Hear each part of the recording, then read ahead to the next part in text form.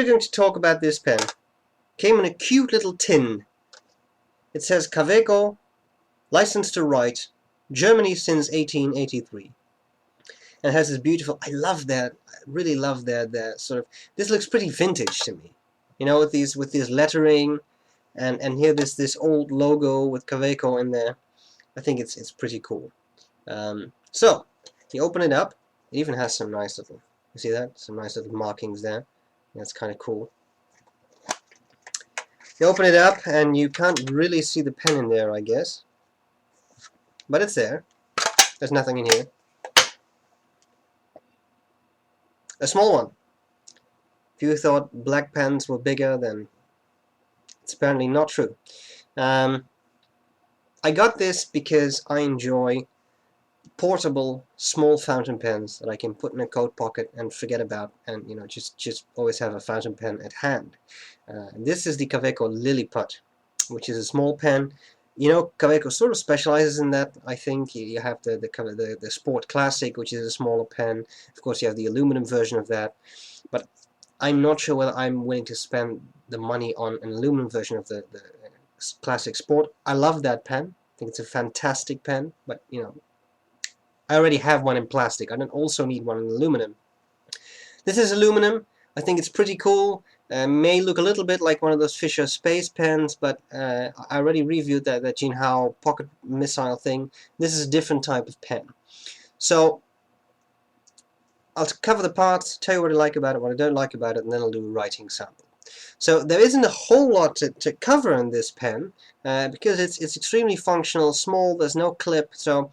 Now, on top of the cap, it says Kaweco. I'm sure you can't really read that, but it's that same logo I've just shown you, this one, the round logo. Then it says Kaweco Lilliput right there in small white letters, which I don't think... actually, it says Kaweco Lilliput, Germany. I don't think that's particularly disturbing. It's not really, you know, in your face, even though it's white on black. The cap is not entirely flush with the barrel. There's a little bit of a step down there, but that's not even a millimeter. It's less than that, so it's pretty smooth. It's not really sharp. You won't cut yourself on that. And then at the end of the barrel, I'm not sure how well you can see that, but there are threads there. You probably can't see it at all. So you unscrew the cap,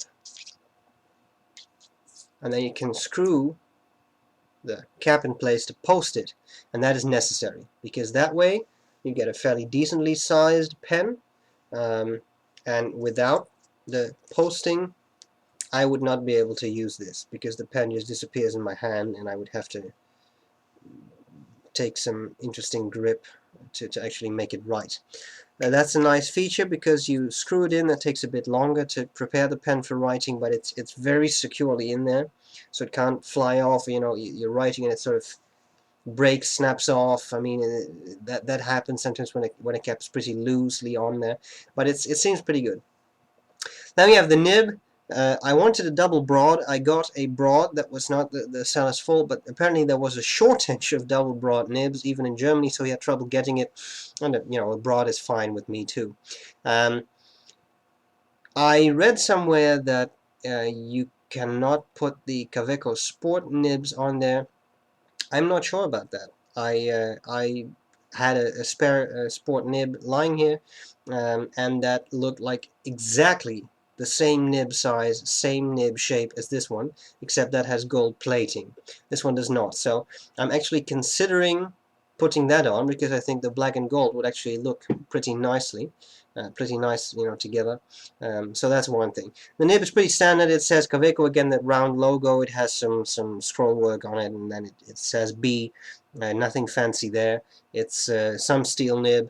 The Kaweco nibs are pretty smooth. There's both the gold-plated versions, and I didn't have a non-gold-plated regular steel version. I do now, and I can tell you it's very nice, very smooth, so I'm happy with that.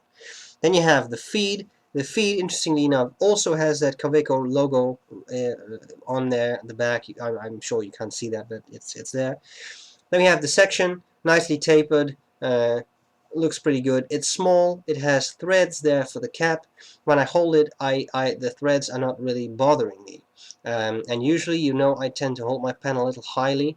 Well, I can hold it this high and then, you know, this high, and then I'm just holding the barrel, basically, which is no problem. I'm not fitting the threads, or I can actually hold the threads, but even then they are not particularly sharp.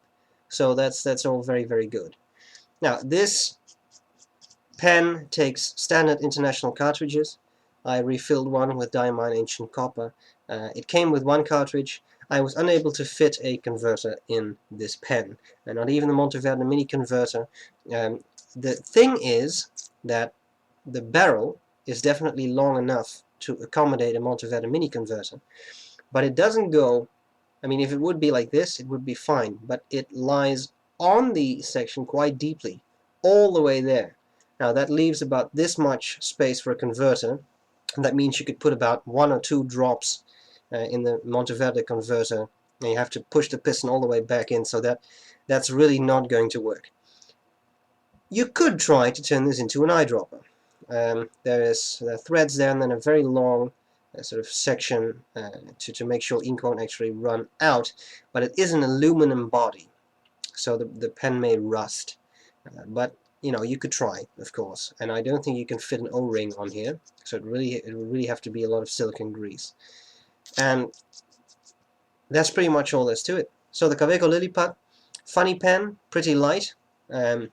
Things I like about it, well, clearly it's a small pen, but that's why I bought it, so that's good. It was a bit smaller than I expected it to be, actually, but I wasn't disappointed. I think it's nice. It does what it's supposed to do.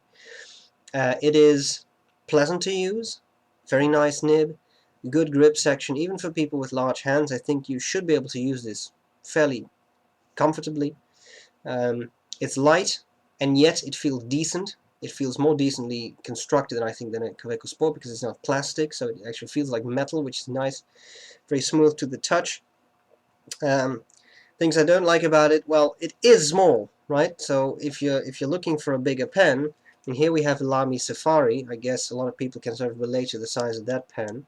Then you can see it's really a small pen, right? It's just a little bigger than the cap of a Safari. So small pen.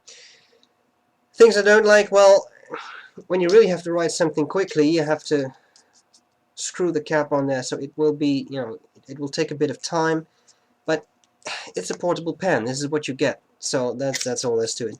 Apart from that, you know, honestly, there's not really anything I don't like about it. I think the pen is well made, so it looks pretty good to me. I hope this was useful. I'm going to do a writing sample next, and I'll see you later. Bye bye. Okay, so here we go with the Kaweco Lilliput. I'm sorry about this squiggly thing, but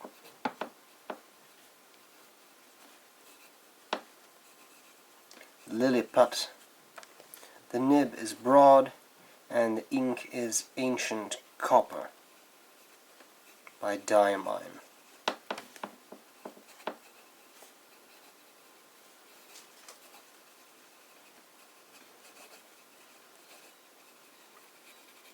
The quick brown fox jumps over the lazy dog.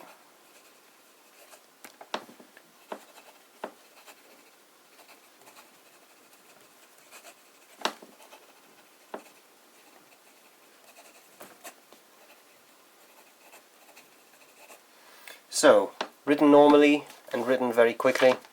I think you can see that the pen kept up fairly well. There was a little bit of a skip there, but that may have been me. In general, there's not a lot of skipping when you write quickly. When you write at normal speed, there's no problem at all. The nib is fairly pleasant to use.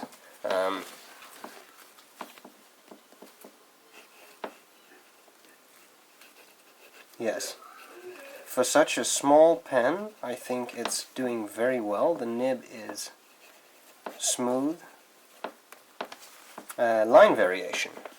I want to see that. I'm not expecting a whole lot here. It looks like a steel nib.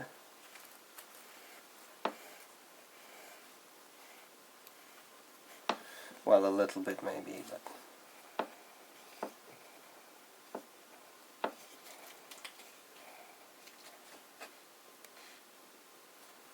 there is some line variation. There definitely is some.